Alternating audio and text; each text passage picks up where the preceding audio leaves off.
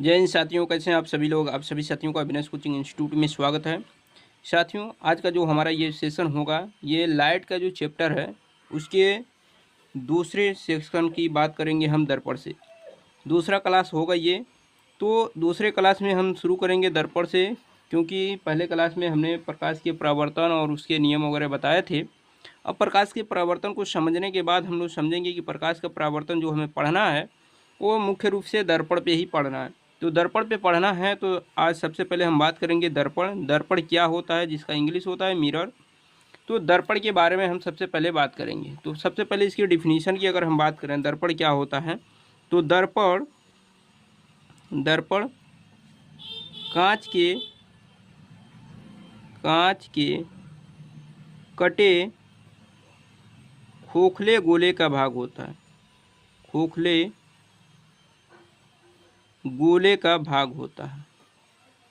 गोले का भाग होता है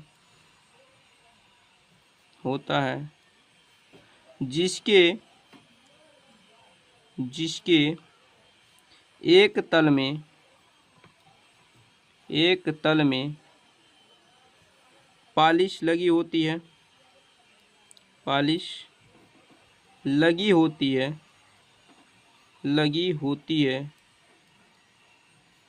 है तथा दूसरा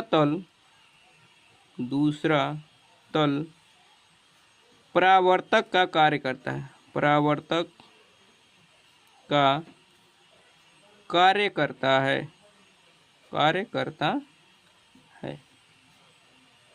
ठीक है ना। तो दर्पण जो होता है वो कांच के कटे खोखले गोले का भाग होता है, या फिर हम ऐसे भी कह सकते हैं कि दर्पण जो होता है वो कांच का एक भाग होता है जिसके एक तल पे क्या होती है, पालिश लगी होती है, और तथा दूसरा तल क्या होता है, परावर्तक का कार्य करता है। अब ये कैसे होता है हम आपको दिखा रहे हैं। तो देखिए यहाँ पर हमने एक दर्पण बनाया है। ये है समतल दर्पण। कौन सा दर्पण है, ये आपका है समतल दर्पण। समतल दर्पण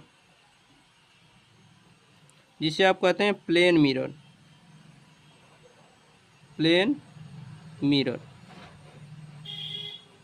यह है आपका प्लेन मिरर, समतल दर्पण। और दूसरा यह है गोली दर्पण। गोली दर्पण हमने क्या बताया कि गोला जो होता है उसी का हिस्सा होता है, यानी ये खोखला गोला होता है, इसके एक हिस्से हमें यहाँ से लेके यहाँ तक की बात कर रहे हैं अगर, तो इधर हमने अंदर पॉलिश लगा दिया और दूसरा तल जो बाहर का है ये परावर्तक का कार्य कर रहा है। तो इसे कहते हैं हम गोली दर्पण। कौन सा दर्पण कहते हैं, गोलीय दर्पण। स्फेरिकल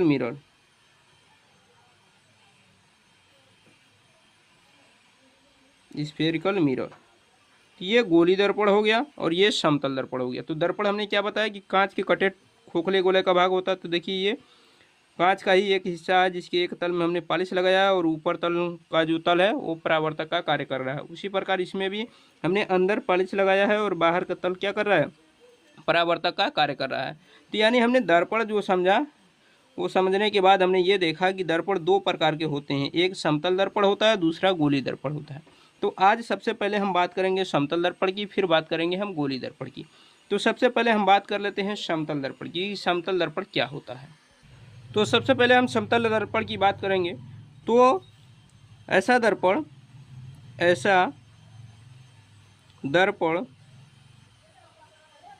जिसकी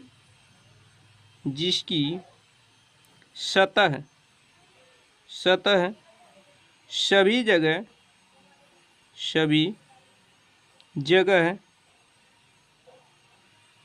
जगह समान होता है समतल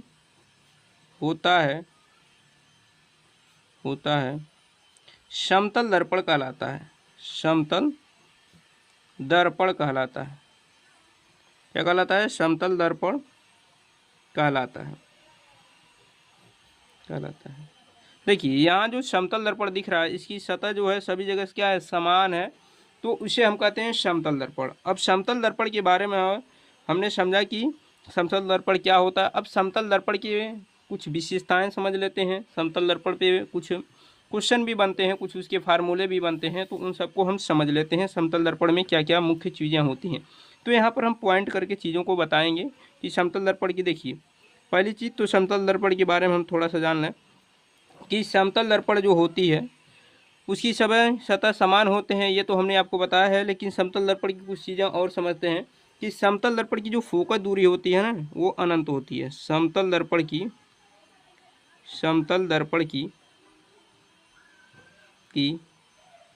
फोकस दूरी अनंत होती है। क्या होती है? फोकस दूरी अनंत होती है, अनंत होती है, ये बात ध्यान रखिएगा, होती है। ठीक है, तो समतल दर्पण की फोकस दूरी अनंत होती है। दूसरी चीज़ की यह है कि अगर समतल दर्पण में आपको अपनी पूरा इमेज देखना है, यानी किसी वस्तु का अगर आप प्रतिबिंब देखना चाहते हैं समतल दर्पण में, तो उस समय समतल दर्पण की ऊंचाई जो होनी चाहिए वो वस्तु की ऊंचाई की आधी होनी चाहिए। तो हम यहाँ पर बात करेंगे कि वस्तु का पूरा या फिर संपूर्ण प्रतिबिंब देखने के लिए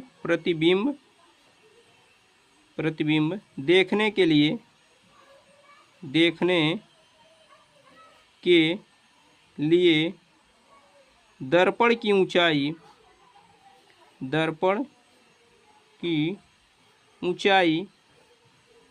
वस्तु की ऊंचाई की आधी होनी चाहिए। ऊंचाई वस्तु की ऊंचाई की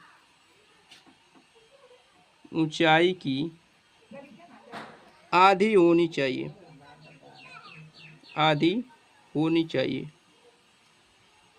चाहिए, यानी अगर आप 10 फीट के हैं और आप चाहते हैं कि आप अपना पूरा प्रतिबिंब पैर से लेकर सिर तक किसी समतल दर्पण में देखना, तो उस समय आपकी जो दर्पण की ऊंचाई होनी चाहिए वो आपकी ऊंचाई की आधी होनी चाहिए। यानी यह ऊंचाई की कोई वस्तु है और आप उसका पूरा प्रतिबिंब किसी दर्पण में देखना चाहते हैं, तो दर्पण की ऊंचाई क्या होनी चाहिए? इस वस्तु की ऊंचाई की आधी होनी चाहिए, यानी h/2 होनी चाहिए। कुछ चीज़ें और बात कर लेते हैं समतल दर्पण से संबंधित। तीसरी पॉइंट जो है, यदि कोई वस्तु समतल दर्पण के सामने भी वेग से जाती है तो समतल दर्पण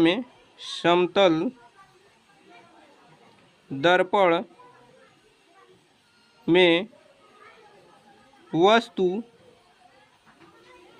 का वेग दुगुना प्रतीत होता है। यानी कोई वस्तु अगर 10 मीटर प्रति सेकंड की वेग से क्या हो रही है, दर्पण की तरफ आ रही है, तो उस दर्पण में 20 मीटर प्रति सेकंड की वेग दिखाई देगा।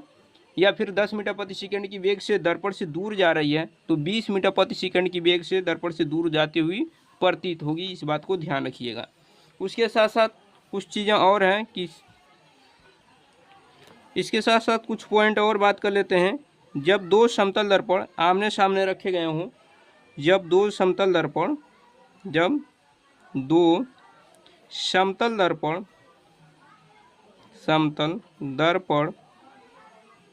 थीटा कोण पर रखे गए हों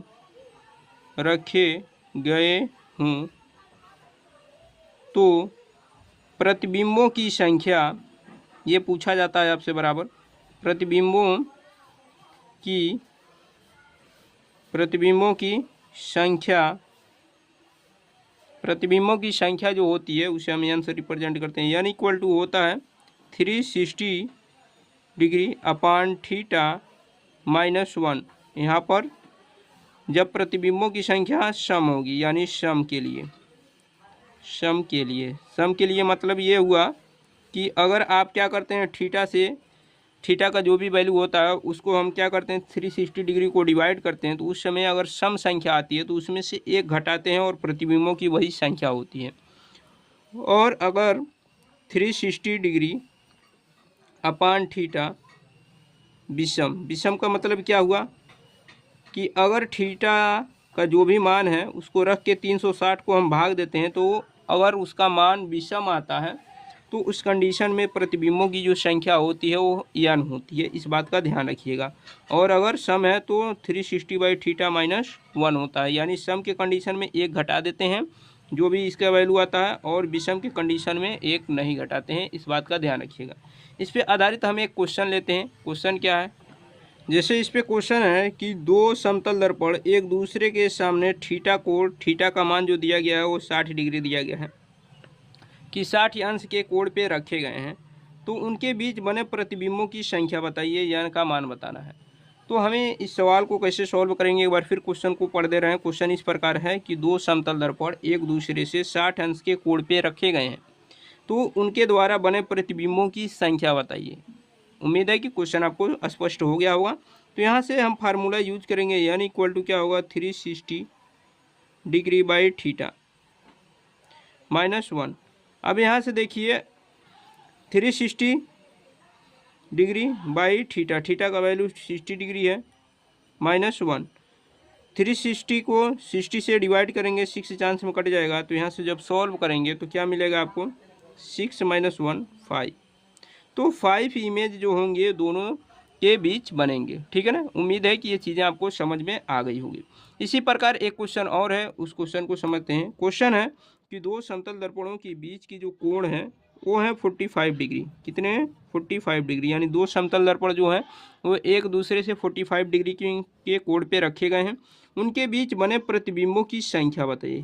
क्या बताना है, उनके बीच बने प्रतिबिंबों की संख्या बताना है। तो फिर यानी इक्वल टू फार्मूला यूज करेंगे 360 डिग्री बाई थीटा -1।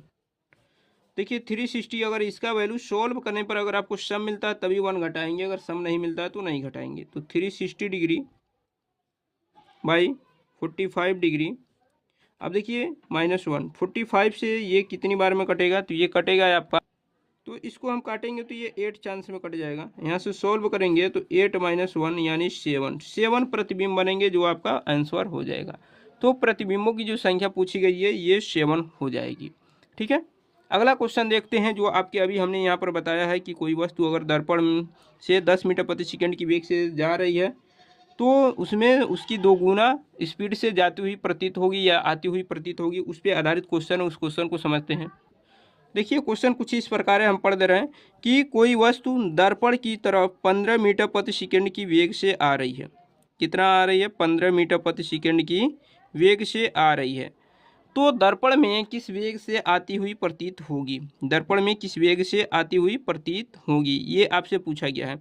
तो अभी हमने बताया है कि दर्पण में किस वेग से आती हुई प्रतीत होगी, तो वेग अगर इसको आप v1 मानते हैं तो इसको v2 करेंगे, और v2 इक्वल टू क्या होगा, v2 का मान आपसे पूछा जा रहा है, तो v2 इक्वल टू क्या होगा, अभी हमने बताया 2v1, यानी उसके 2 गुने वेग से आती हुई प्रतीत होगी। तो 2v1 का वैल्यू क्या है आपका 50, 50 का मल्टीप्लाई करेंगे 30, यानी 30 मीटर प्रति सेकेंड की वेग से दर्पण की तरफ आती हुई प्रतीत होगी। ठीक है ना। इसी पर आधारित एक और क्वेश्चन, उस क्वेश्चन को देखते हैं। क्वेश्चन कुछ इस प्रकार है कि कोई वस्तु दर्पण से 25 मीटर प्रति सेकेंड की वेग से जाती हुई जा रही है, तो यहाँ पर लिखेंगे 25 मीटर प्रति सेकेंड, यानी कोई वस्तु दर्पण से 25 मीटर प्रति सेकेंड की वेग से दूर जा रही है। तो क्वेश्चन पूछा जा रहा है कि दर्पण में वस्तु कितनी वेग से जाती हुई प्रतीत होगी। तो यहाँ पर v2 का मान निकालेंगे, v2 इक्वल टू क्या होगा 2v1, तो 2v1 का वैल्यू क्या है 25, यहाँ पर मल्टीप्लाई करेंगे तो यहाँ पर क्या आएगा 50 मीटर प्रति सेकेंड। तो 50 मीटर प्रति सेकेंड की वेग से वह वस्तु क्या होगी, दर्पण की से दूर जाती हुई प्रतीत होगी। उम्मीद है कि ये सारी चीज़ें आपको समझ में आ गई होंगी। समतल दर्पण से जो भी संबंधित महत्वपूर्ण क्वेश्चन थे उन सारे क्वेश्चनों को हमने बता दिया है। एक बात और आपको बता दें कि समतल दर्पण द्वारा जो भी प्रतिबिंब बनते हैं वो हमेशा सीधा बनते हैं, आभासी बनते हैं और वस्तु से छोटा बनते हैं। इस बात का ध्यान रखिएगा कि समतल दर्पण से जो भी प्रतिबिंब बनते हैं, जैसे हम अपना फिगर क्या करते हैं किसी आईने में जब देखते हैं तो उस कंडीशन में हमें वस्तु जो होती है हमारी ही फिगर हमें दिखाई देती है, लेकिन हमारी जो फिगर होती है वह वस्तु से क्या होती है, छोटी होती है, सीधा होती है, आभासी होती है। क्यों होती है, क्योंकि हमने यहाँ पर रीज़न बताया है कि समतल दर्पण में अगर आपको अपना पूरा प्रतिबिंब देखना है तो दर्पण की जो हाइट होनी चाहिए वो आपकी हाइट से आधी होनी चाहिए, और जब आधी होगी तो उस कंडीशन में क्या होगा कि प्रतिबिंब भी आपकी हाइट की आधी होगी। इस बात का ध्यान रखिएगा। तो उम्मीद है कि ये सारी चीज़ें आपको बहुत अच्छी तरीके से क्लियर हो गई होगी। वीडियो कैसा लगा आप लोग कमेंट बॉक्स में ज़रूर बताइएगा। जो लोग चैनल पे नए हो चैनल को सब्सक्राइब करें। इसी तरह हम डेली आपको पूरे इंटर के और हाई स्कूल के सिलेबस को इसी में हम कवर कराएंगे। तो अगर आप चैनल पे नए हो तो हमारे चैनल को ज़रूर सब्सक्राइब करें। मिलते हैं नेक्स्ट वीडियो में, तब तक के लिए अपना ख्याल रखिए। धन्यवाद।